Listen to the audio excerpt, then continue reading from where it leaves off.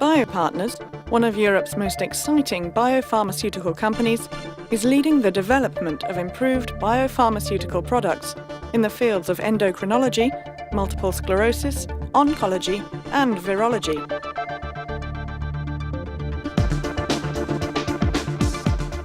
The company was established in 2000, with Chief Executive Officer Jean-Noël Trey joining in 2004. Prior to that, he was chairman of Merck KGaA's French holding company, Merck Life. Since we were established in 2000, we have been working on an exciting portfolio of biopharmaceuticals, which are now at different stages of development. This includes classic and sustained-release human growth hormone, interferon beta, and also ribavirin.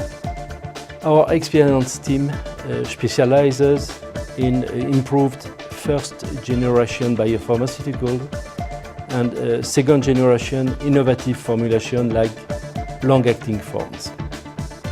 Our mission is to improve quality of life through easier and more convenient therapies and improve tolerance, all of which are designed to make therapies more effective through a better patient compliance. If we achieve these aims, we will also make the therapies more cost-effective for healthcare providers.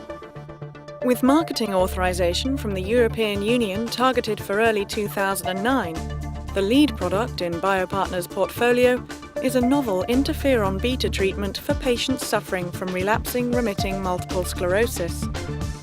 This new interferon beta offers safety and efficacy profiles comparable to established interferon beta treatments and is demonstrating excellent MRI results. Its human serum albumin-free formulation offers patients enhanced tolerability and a relatively low incidence of neutralizing antibodies. One of Biopartners' most promising biopharmaceuticals under development is a sustained-release formulation of human growth hormone, which is planned to be submitted to EMEA for marketing authorization in 2009. Biopartners' Chief Scientific Officer, Dr. Conrad Savoy, heads up the sustained-release human growth hormone development program, working with some of the world's leading clinical experts in human growth hormone therapy. Recombinant human growth hormone has been around for 20 years to treat patients with growth hormone deficiency. However, all current commercially available products require daily injections, and particularly for children, this can be inconvenient and stressful.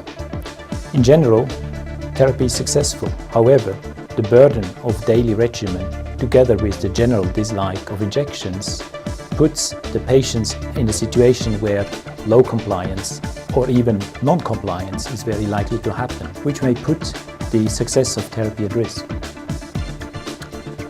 Our sustained-release human growth hormone product is a truly exciting development in the field of growth hormone deficiency treatment. Presently available Phase 2 and 3A results show that efficacy and safety profile of this product is very comparable to daily growth hormone. Presently in Phase 3, to confirm the overall safety and efficacy profile, we expect to be the first successful sustained-release recombinant human growth hormone to reach the market. Requiring only once-a-week injection, this means at least 300 fewer injections each year. Over a typical 5-year treatment period, this is 1,500 fewer injections for each patient, which should make an enormous difference to their lives. Originally developed by LG Life Sciences of South Korea, Biopartners and LG Life Sciences have been working closely together to take LB03002, sustained-release human growth hormone, through clinical development and all regulatory steps. The sustained-release effect is conferred by spheroid microparticles, in which human growth hormone is embedded in a biocompatible polymer matrix which is fully biodegradable.